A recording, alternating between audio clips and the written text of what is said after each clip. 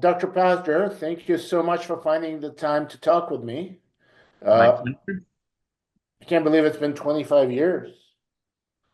Yeah, time does fly by fast, Paul, that's for sure. But let's think back to the decision FDA made to hire you, to recruit you from MD Anderson, because you were of a different tribe than the people who usually ran FDA. You were not an insider, you were not a lifer, were an academic oncologist in the prime of career, and you were really other. First of all, why did you decide to apply for this job? Well, I had done a lot of interactions with the FDA, with various pharmaceutical companies that I was developing drugs with. I was a principal investigator for many drugs when I was at MD Anderson, and had many times come down to the FDA at that time when we were located in Rockville, Maryland. And I really saw the influence that the FDA had on the entire drug development scene. And when I went to these meetings, there was usually several pre-meetings that the pharmaceutical companies had, thinking about what the questions were going to be and what the presentation was going to be, who was going to be at the meeting. And then even after the FDA meeting, we had meetings to discuss what was the answers, what person was there from the FDA. Did this person smile? Did this person ask the appropriate question?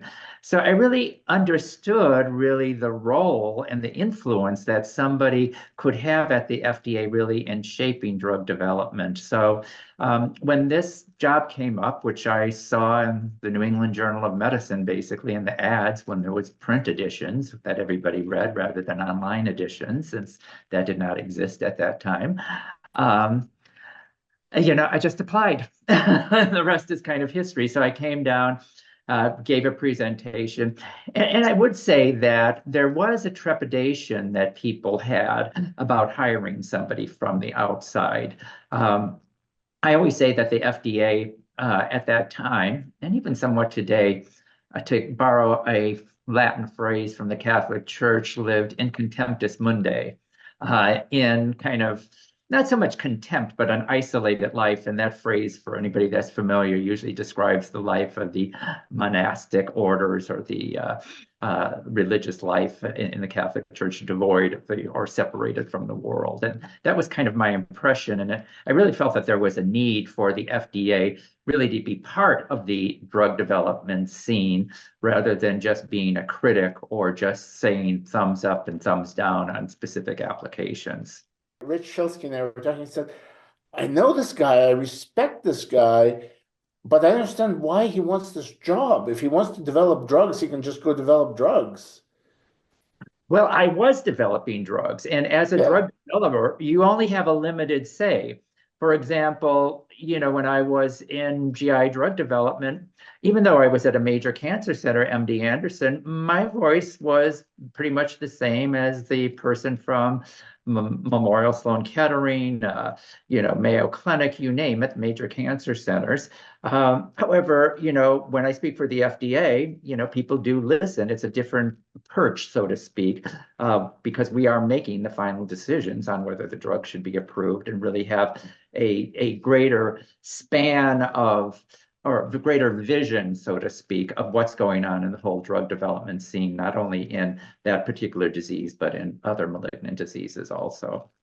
Yeah, this conversation is really unthinkable without mentioning Mary, because you and Mary wander in for your job interview.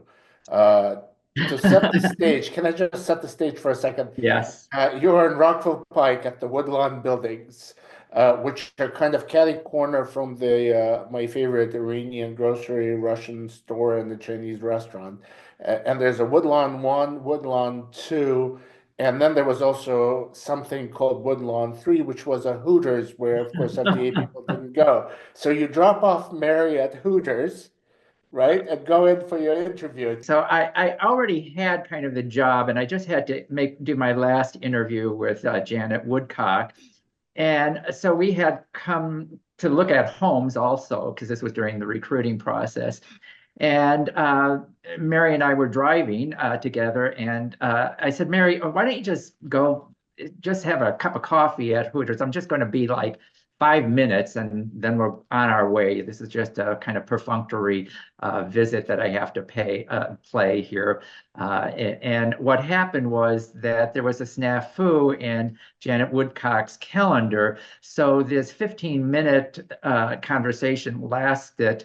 Well, the conversation didn't last. My waiting for her lasted 3 or 4 hours. So by the time I got out of the oncology or the FDA offices, it was almost 5 hours that my late wife was sitting in Hooters, and she said, "I'm going to kill you over this. Do you know how many guys came and tried to hit me up, so to speak, for me just sitting 5 hours in this restaurant with one cup of coffee?" So that kind of got off at a bad start, but the rest of it was positive, Paul. Well, that's welcome to the U.S. government, right? Yeah, So, you got that yeah, relief. but Yeah. Mary ended up playing a huge role in your career, and well, certainly before and FDA, but also at FDA. Mhm. Well, even though that she didn't work at FDA, obviously. In fact, throughout our careers, worked at many of the same institutions in Chicago at Rush Presbyterian St. Luke's, in Detroit at Wayne State, and at MD Anderson, obviously. We really had very separate careers. She had her job, I had mine, and other than writing to work, we had virtually no contact with each other throughout the days or the hours. But when we moved to Rockville, or to Bethesda rather, which for people that are outside of the Washington area, they're adjacent suburbs. The job that she took was as a nurse practitioner at the National Cancer Institute, or the NCI, well, the NIH Clinical Center. And she worked really closely with several investigators there, and worked very closely with the fellowship program there, because obviously many of the fellows were rotating through the clinics there. So when it came to many of the fellows looking for jobs, many times they would come and interview at the FDA, and I would tell her, I interviewed this person, and she would say, that person is great. And then for others, it was like, you might want to think about this in a little more detail before you hire the person. Because as everybody knows in clinical medicine, sometimes people could fool the attending physicians and other physicians, but really the nurses on the floors and that are really taking care of the patients, they really understand who's doing the work and has kind of the patient in mind, and also the correct kind of clinical thinking and clinical judgment that is so important to what we do. Oh, oncology was much different. At that time, to get a drug approved at the FDA, you needed 2 trials that showed a survival advantage. Okay. And so 2 trials were done for this drug, and they didn't show survival advantages because they probably would never show survival advantages, because it was comparing 5FU to 5FU, so to speak. And what this drug interestingly did that people don't realize, this, because they couldn't win, they lost, okay, a superiority, but it really ushered in our whole discussions, the UFT, the ODAC, and subsequent discussions of non-inferiority trials in oncology, okay, because that's really what needed to be done there, not superiority trials. And then the determination, once you did demonstrate non-inferiority, of advantages and oral formulation, toxicity, et cetera, that may come into play. But that drug, I don't think people realize it, had a really important role, even though I had nothing to do with the specific application, but did kind of bring forward this whole concept of non-inferiority designs in oncology and throughout the agency, which I think most people missed, so to speak, in the history of that drug, as well as some of the other oral fluorinated pyrimidines. What do you think? What were the criteria then? You had to have, well, and what were some of the trials? I mean, this was the era of huge for phase 2 trials that could get you an accelerated approval, which was also equivalent functionally to full approval? Well, what was happening at that time was accelerated approval was just coming on the scene, so to speak. Okay. But the accelerated approval indications started coming into play right when I joined the FDA. Before that, the vast majority of accelerated approvals, or the whole design of accelerated approvals, obviously dealt with the AIDS drugs. And really, that's the whole force behind accelerated approval in the 1990s was the AIDS pandemic and need for drugs. And then what has happened over the years, obviously, as AIDS therapies have gotten much better and the success of that, accelerated approval has played less of a role in that. And in oncology now, we are the greatest leaders as far as the numbers of accelerated approvals and basically constitutes really most of the drug companies' development plans as far as initially getting their drugs into the market. Not all, but most of the drug companies are usually eyeing an accelerated approval pathway as the first route of approval in the United States. And it was been interesting throughout the years to see how this program has evolved, and we in oncology have played a great role in really looking at what are some of the potential pitfalls, what are the potential benefits of the drugs that are approved through accelerated approval. Mm-hmm. But early on, another huge sort of question was, what do you do with drugs that do not have survival advantage? For example, what do you do with drugs that just basically keep the time to progression, delay progression Yeah. going? And How did here, you do it, is what I'm saying. In the well, world how we did it, well, of tumor shrinkage, had how did you look at it? Well, we had to have an understanding of what was going on in oncology, and this has become readily apparent.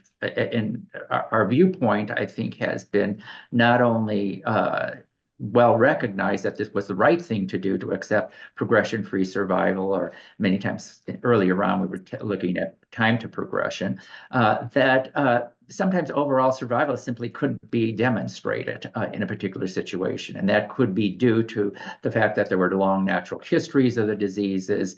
The therapy had become so widely accepted before the pivotal trial or results indicated that the trials would lack equipoise and people would demand crossover.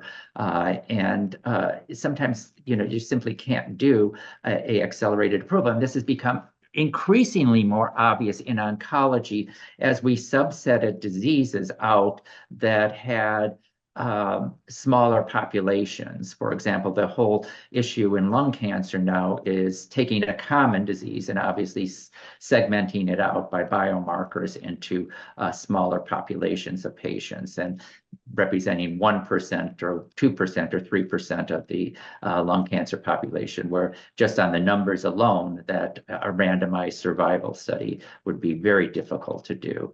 So it just became obvious that this was going to be the way. And also, we really had to grapple with this whole bugaboo about what is clinical benefit. And though it's really been very poorly defined in law and in FDA regulations and through kind of papers that were written, predominantly in cardiology, that it was, does a person live longer? Does a person function better? And does a patient have an ability to lead a better life, so to speak? And we really had to grapple with this because we really believe that prolonging a patient's stable disease manifested by progression-free survival probably would be advantage to patients, and having a response, a tumor reduction, probably would be advantage to patients. And that's basically how oncology is practiced. If you go to a doctor's office and your tumor shrinks, it's going to say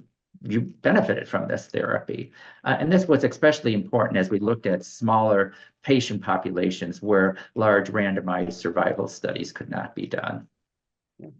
Well, thinking about how that went, how that was actually developed, how you did it, was in the past, there was almost no way to get any coherent response from FDA about what FDA was doing. And so I actually as a, I was there, I was covering FDA maybe for a decade plus prior to your arrival. But it made no sense calling FDA.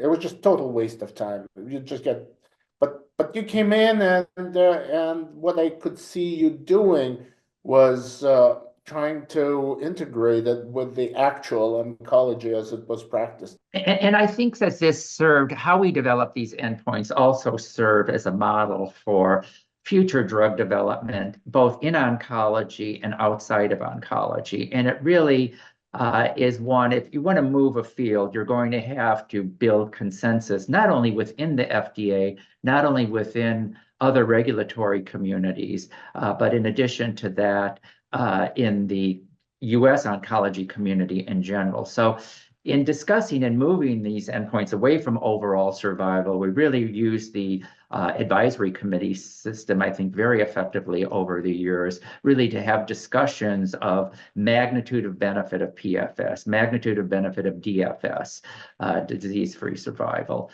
different endpoints, and really getting people's buy-in rather than just doing it behind closed doors. And I think transparency and really having public discussions really plays an important role. And we did this very effectively, even most recently with our minimal residual disease and multiple myeloma ODAC, where we did plenty of work before we started using that endpoint with the myeloma community. And I think that ODAC meeting was really the cherry on top of the cake, so to speak, that really was a culmination of really years of work by the myeloma team. And as I said before, I think as other parts of the agency move to looking at other endpoints that are non-survival endpoints or non-traditional or conventional endpoints, they should really take that clue of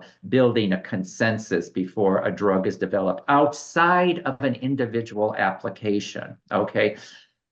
These discussions should be occurring outside of a specific drug, okay? Because it's very important that one doesn't get issues kind of commingled here, so to speak, and really just focus on the endpoint and outside of a specific application.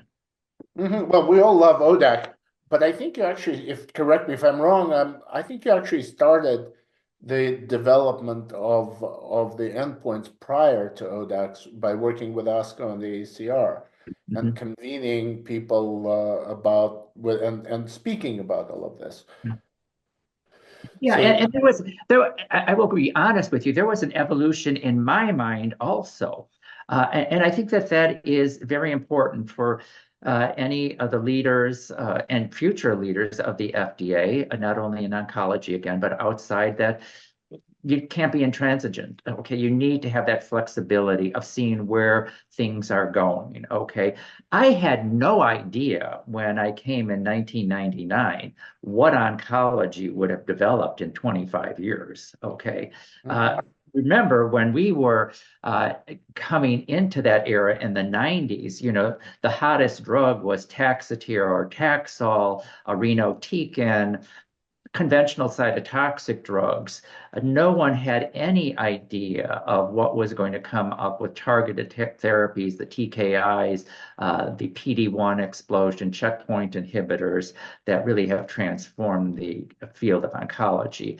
And if we simply stuck with this dogma of, don't get lost until you show two trials that show a survival advantage, we certainly would not have seen the interest in the pharmaceutical industry in oncology, and also probably would have not availed to the American public the many, many drugs that is a benefit to them now.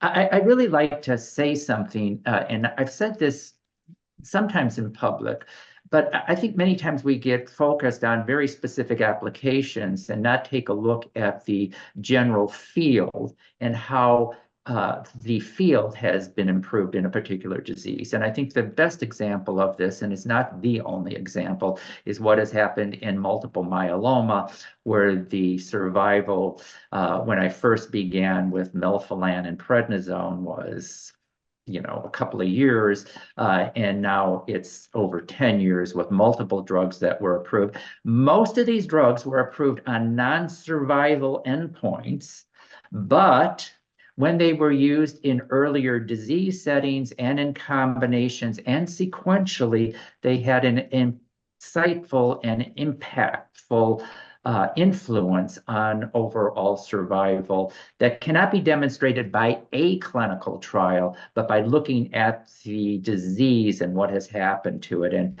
it's not just differences in the natural history of the disease or earlier screening or identification. It's really a therapeutic effect that we've seen in this disease. So when you come in at the time of paleo-oncology, kind of the end of paleo-oncology, where people are deciding whether 5-FU confers a survival benefit, and two trials are two randomized trials, but you're not talking, by the way, I'm going to really sort of go off there. The two trials that we're talking about weren't going to be 1,000-patient trials. One of them could be 100-patient trial that sort of suggests maybe there is some randomization. No. What They originally had to be people big wanted, okay, two separate large randomized trials that showed the same thing, okay? So it wasn't just the fluke effect of one trial. They wanted two randomized in the early days, in the 1990s. Two randomized trials was the edict, both showing the same thing, basically. That would be the ideal package that you would bring to the But FDA. it never showed up at ODAC. Generally not, okay, because one of the problems that you have in oncology, even with the worldwide network and span of the pharmaceutical companies now, is relatively limited numbers of patients. It's very hard to conduct two trials of the same magnitude, so to speak. But that's what was kind of the perfect clinical submission to the FDA, both showing a survival advantage. Wow, that's the perfect one. So everybody bypassed it by just doing these enormous phase two, 250 Well, that's patient what phase twos. promulgated a lot of interest in the Yeah. rated approval program, as well as the ease of doing a single arm trial. Here again, it's purely a collection of patients that are treated in a specific manner. So it's really a collection. I always tell the staff, it's basically a collection of case histories that we have that's organized, and we've identified an N of the number of patients, and then the drug has activity, obviously, as manifested by the response rate that's been reported. Just by spelling out the criteria, which would have been circa 2000, is when you started really working on that. That may have led more interest in the pharmaceutical industry in improving the science, and then the science really kicks in later. I think it's a combination. Okay, here again, the major issue here, the underlying fundamentals of drug development has to be based on the science. However, if you have a regulatory program that is ultra conservative or difficult to deal with, that is not going to invite people to develop their drugs in a particular field or to invest in that particular field. So I'm not saying that we should have lax standards so we get drugs developed in a particular field, but we have to have a standard that is realistic of what could be done, cognizant of the fact that we're dealing with a life-threatening disease, and the same standards that one may apply to seasonal rhinitis should not be applying to, diseases where people really need options as soon as possible. You took a huge beating, public beating, which, yes, in the Wall Street Journal, among other Oh, I still places. have copies of those for my memoirs, so to speak. Yeah, so you took this huge beating by by the Wall Street Journal because they were sort of, it's part of their editorial policy to be opposed to randomized trials. And you were demanding randomized trials in order to have time to progression metric. Time to progression, or even overall survival, whatever you want it. A randomized trial still gives you more information. And I felt, things are much different now than they were, in the early 2000s. Many of the people were trying to get drugs approved with response rates that were trivial. Okay. It was, and I mentioned this in many of my ODAC comments, which you could pull from your coverage at that time. How low can you go? Or the limbo dance of, this line. Can we go, you approve this drug on a 20? Can we come in at 18? Can we come at 14? Can we come at 12? It became something that was almost ridiculous, that we were having these meetings with companies, and it was like, what's the lowest thing that you will accept? Okay. And here again, that put the whole program under a great deal of scrutiny, and especially because many of these companies did not have, and this is another topic we could talk about, confirmatory studies that were ongoing. They took this approach, we'll get the accelerated approval, and mañana por la mañana, we'll think about sometime in the future doing a confirmatory study, but like, don't bother us. We'll call you, okay, when we start the confirmatory study, which led to a lot of problems of not having the confirmatory study underway. So even back then, we were really emphasizing to companies in the 20 years ago, to do a randomized study and then come in a single trial to look at response rates, and then continue that trial out to a time to event endpoint, either progression-free survival, overall survival, or both. Okay, so those are ongoing principles that are not new. They're being revisited by some of the companies. In fact, we are recently going to approve a drug that had that trial design to it. But it met with some consternation by people because they liked the easiness and the facility, the facileness of doing a single arm trial. Okay, and I'll get my drug approved, and then sometime I'll get around to doing a randomized study. Well, some single arm trials are terrific if you've got something really huge.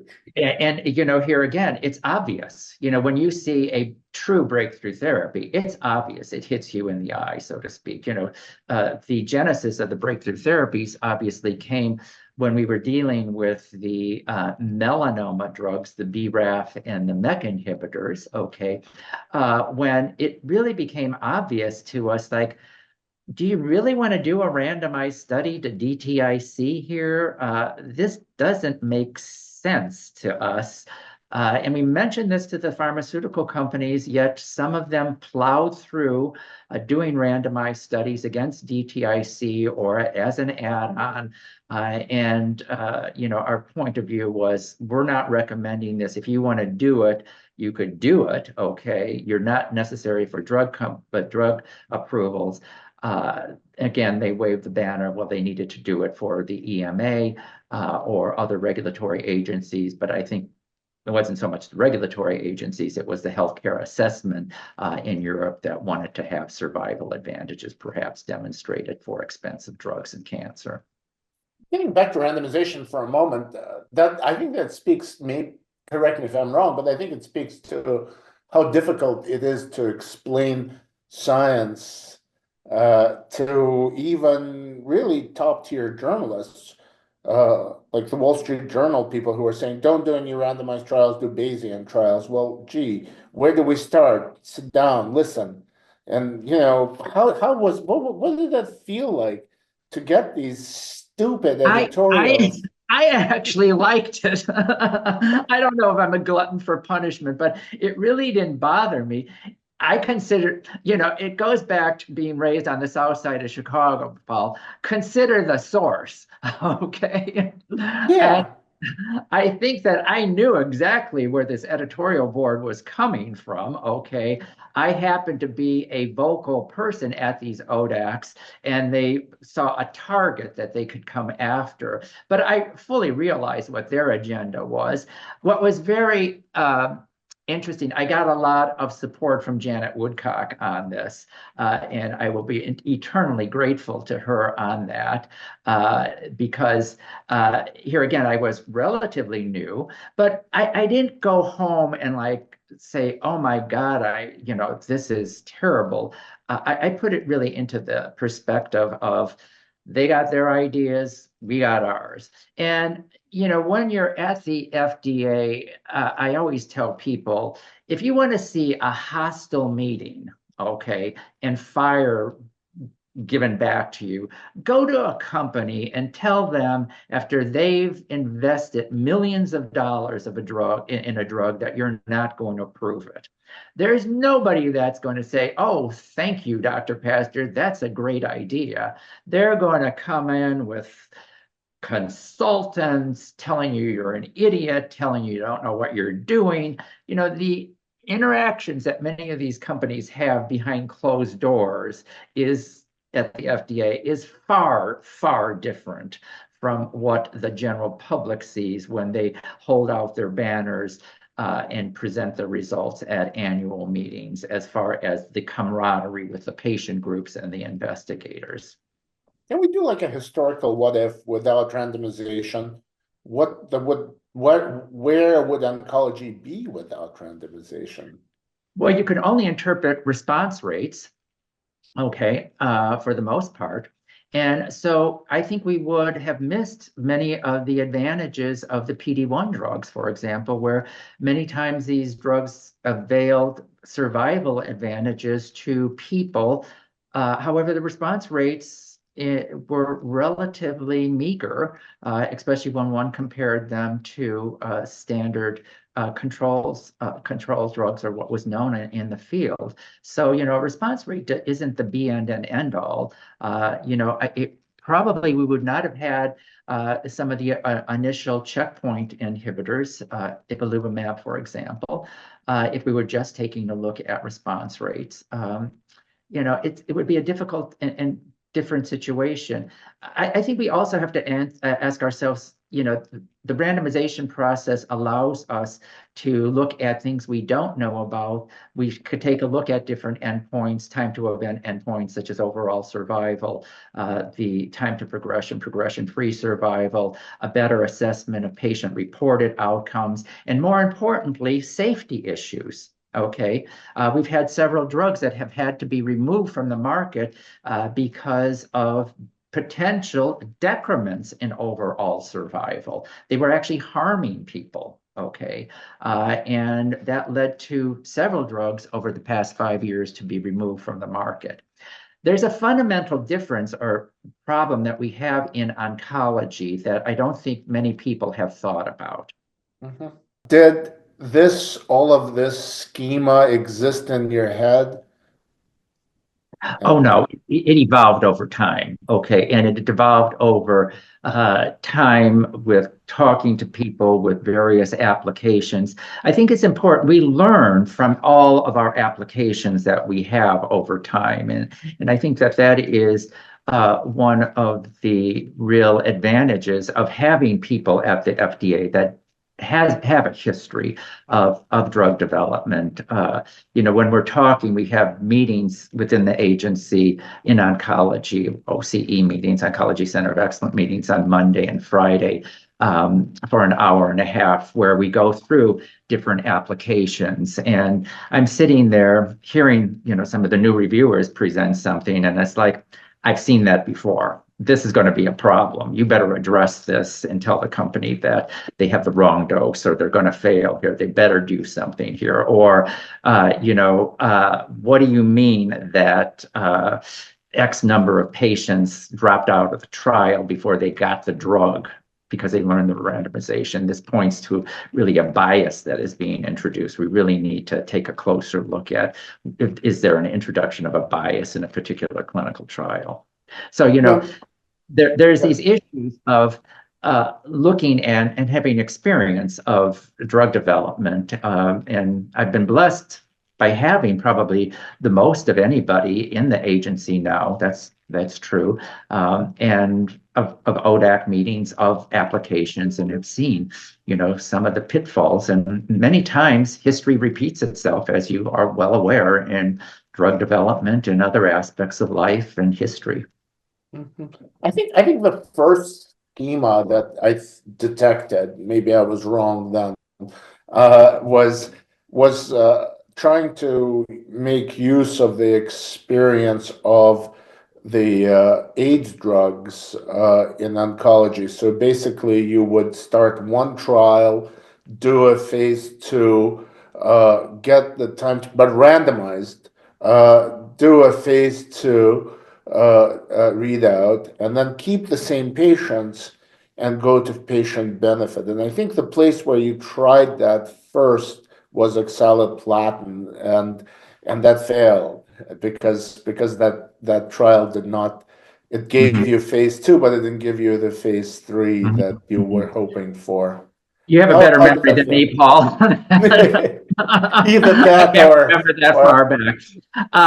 But we've been an advocate of this. It was the pathway that led to most of the antivirals in AIDS, looking at viral load at 24 weeks for accelerated approval, and that at 48 weeks confirmation of benefit on the same endpoint, so to speak. So they used the same endpoint. It was just the length of duration of the viral suppression. And now most of those drugs, if they're being developed in that schema, just get full approval. They don't get a regular approval, I should say, is correct terminology, rather than accelerated approval in AIDS.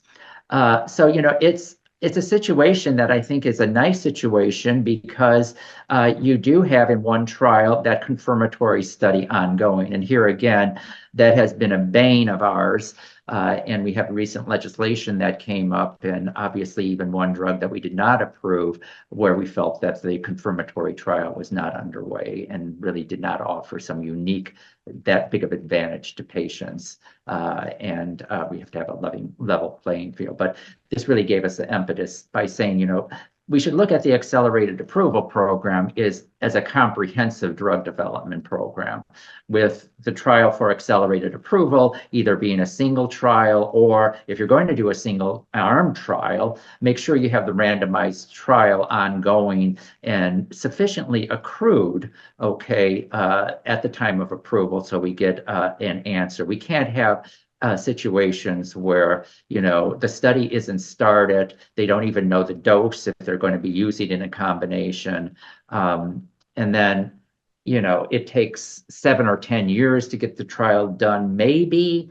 and that's problematic. Most of the major players, the major pharmaceutical players, have been really good actors in this game in the recent years, and even in the past, where they really made the emphasis on having these trials ongoing. Some of our problems have been with the smaller pharmaceutical companies that are undercapitalized, that want to wait for an approval and then use that approval either to sell the drug or get greater financing from Wall Street. But that I think is drawing to an end here, because we really are calling people and saying you need to have these trials ongoing. What about the workforce that you brought together of basically, it's not really just a workforce, it's really a pathway, a career pathway in oncology, which is regulatory science and cancer. So these are people who come through your shop and learn and then go either academia or industry. All my children, right? All your children. How many of them are there? How many children do you I have out have, there? I don't know, a lot, but it makes me happy to see people progress. Okay, and leave. When people come to me and say they're leaving the agency that I have worked very closely with, many people feel that I'm going to be upset with them, or a degree of, like, no, don't leave.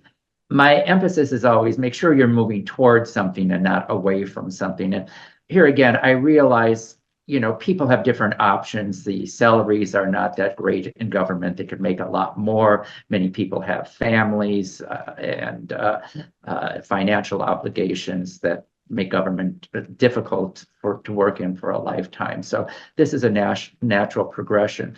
But one of the things that I really emphasize, obviously many people, I don't know, realize that when I was at MD Anderson and both at Wayne State, I ran the fellowship programs there. So I've had, a tremendous interest over the years in medical education and in really advancing people's careers.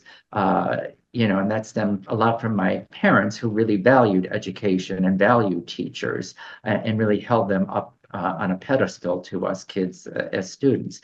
But I were always interested in really making what we do at the FDA more academic, because I always said, we always do more academic work at the FDA than most universities. And I'm not talking about the trappings of academia, i.e. grants and that type of stuff or publications, but really critical thinking, okay, the essence of academics, the essence of kind of wisdom, so to speak, of weighing the positives and the minuses, being an investigator in discovering the flaws of a clinical trial, which is kind of fun to do, and really emphasizing that this is really an alternative to academic medicine. And you could see that we have had numerous programs at ASCO, at AACR. We have our own fellowship programs with both ASCO and AACR, pediatrics also, statistics also recently, where we're really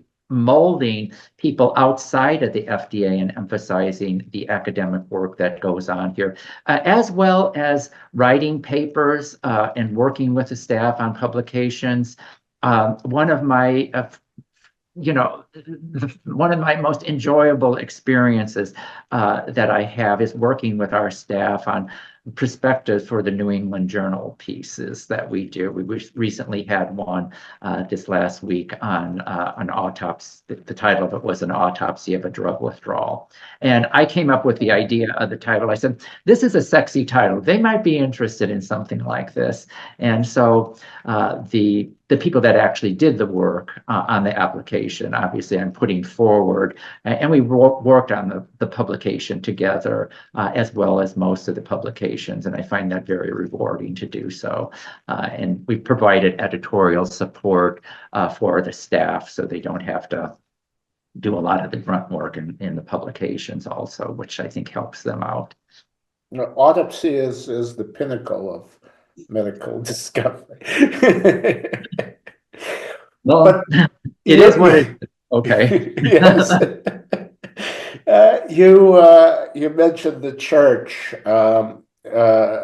early in our conversation to some extent, and it's the church does deal with, the Catholic Church does deal with big unwieldy problems and trying to put them into some kind of a format, and when the format doesn't work, you tweak the format. Is that what you've been doing?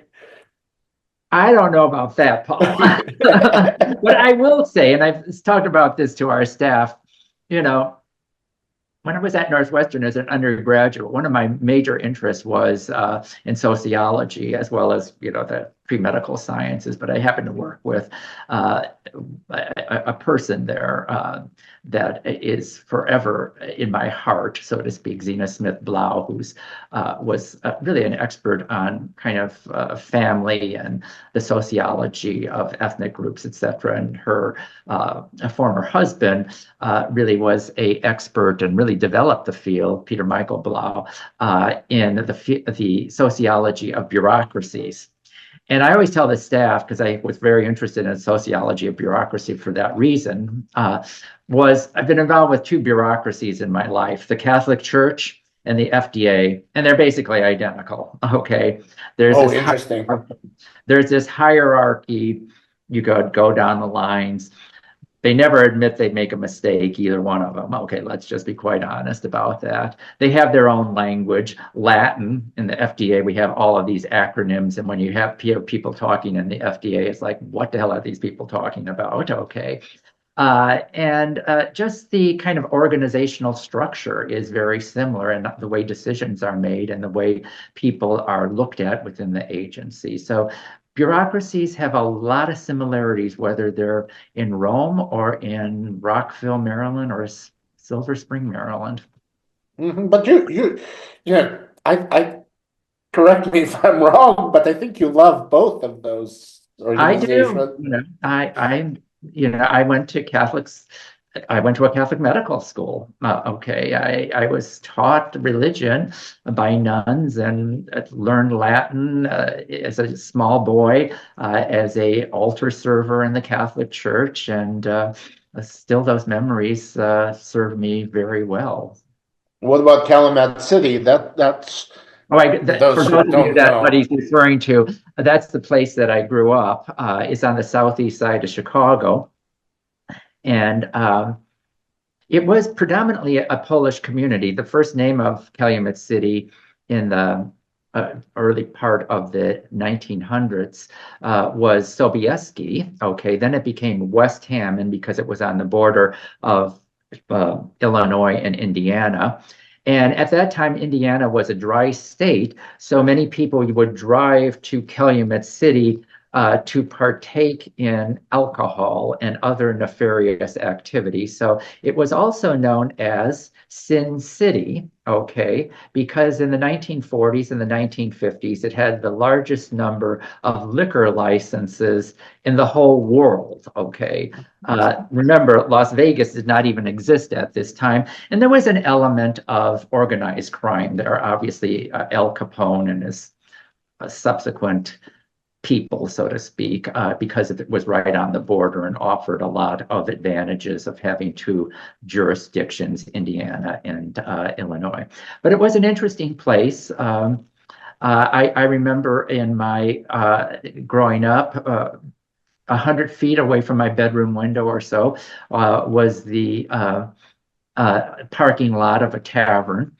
It was called the Tropical Inn, and I assure you, Paul, there was nothing tropical about it, and there was nothing in about it. Okay, but my memories as a child was laying in bed, and here again, there were no days of air. This was before the days of air conditioning, with the windows wide opening, and at 2 o'clock in the morning, hearing people come out of a bar screaming and yelling and throwing beer bottles at each other. So that was my childhood. And Sobieski, by the way, is the name of a vodka, a really good Polish vodka. Just, You would just know. say, I I won't. do, I do. Which is, yeah, it's a good place to become a teetotaler. But let's talk about revamping the church and the FDA. Well, I'm You've not an got expert on the church. Let me tell you that. no, but let's. I was using it as a stand-in for Okay. FDA. Uh, you created the OCE. That was your vision to bring them all together. Why, and how effective was it? Well, I always tell people the day I walked into the FDA, I realized this place needs a cancer center, okay? Because things were divided between CBER, CDRH, CDER, and it really was organizationally not well put forward. So I always joke, it took me 20 years to organize the OCE, and by no means is it ideal in structure. Here again, we still face some of the major issues with turf and people not wanting to give up power in the FDA. And I think it's important as we move potentially to a new administration that people really take a critical look at, is the FDA set up as it should be for the new century, so to speak. Remember, the FDA and these centers are organized around products, drugs, biologics, devices. Okay, and that's based on the perceived stakeholder being the regulated industry. Well, over time, things have gotten much more complicated, and people use drugs and biologics together with devices. And there's really a much more of a need for an integrative approach, as well as a need to attract people that are subspecialty trained in these diseases, that want to stay at the FDA, that want to become leaders that are integrated.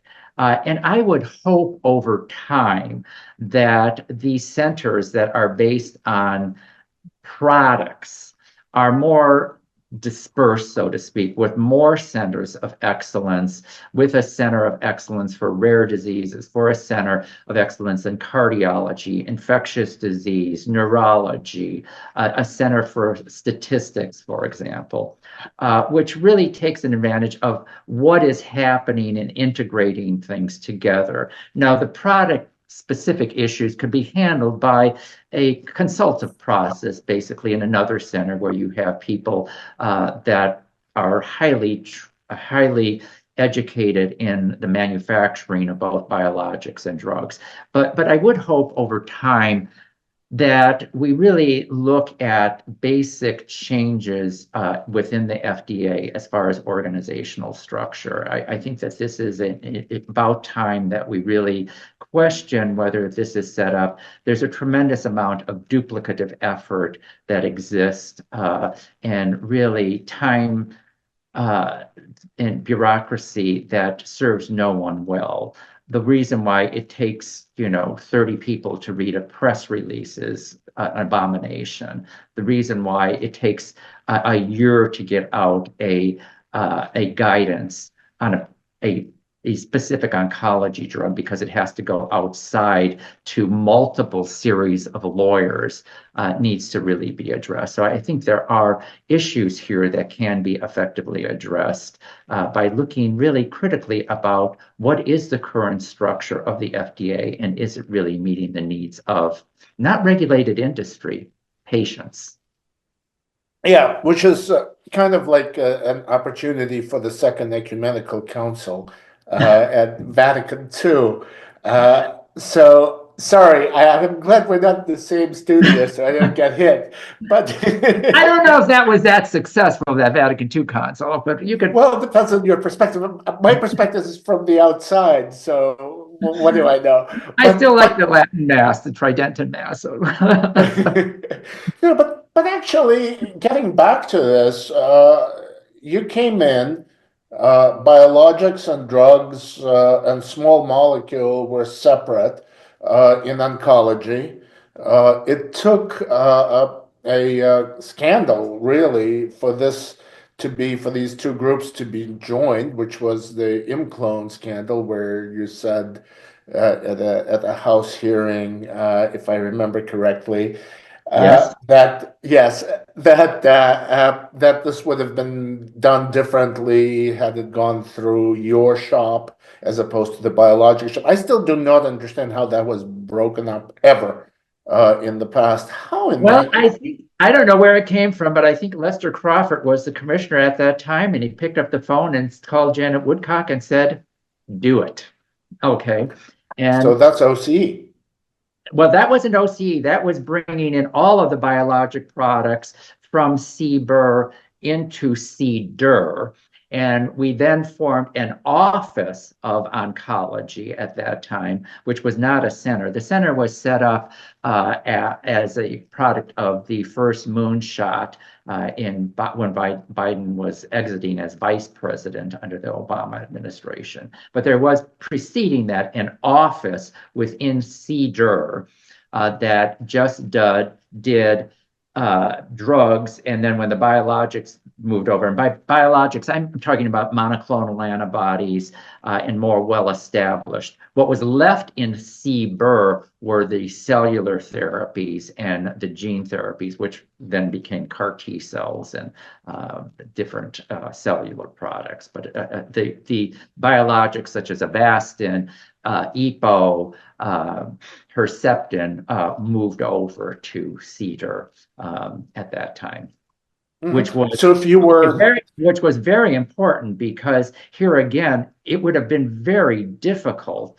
to have two groups of people in two different centers really dealing with drugs that were going to be used together. And that's the point I'm trying to make here, is that these centers as they exist now, okay, looking solely at products, okay, kind of miss the point of really when one likes to, at the clinical evaluation, that we're using these products together. And so one has to have this really fluid situation with reviewers that are well practiced in oncology or have a good knowledge of oncology or other therapeutic areas, if one was talking about a cardiology or infectious disease department or center, that really have an understanding of how these are going to be used together.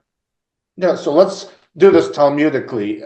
So there would be, so there would be no doubt left, about what we're really talking about. Um, Paul, remember, OC. I have to go to work on Monday. Yeah, but we've it's been said. It's been said. We don't have to break new ground. Well, it would be good if we would. So essentially, you have an incomplete merger of all of the cancer pieces of FDA. Yes. And here again, this is not what I envisioned when I proposed it. It was the proposal was basically to bring the medical reviewers both from CBER and CDER together within the center, okay, for us to have a relatively autonomous center, okay, and then have the pieces that we use, for example, manufacturing statistics, clinical pharmacology, kind of in a consultative fashion, basically interacting with us. But the medical reviewers, I think, really need, and the project management staff, obviously, that's sort of a critical goal as far as organizing things, need to be in one center. And that would give us a cohesive workforce and allow us.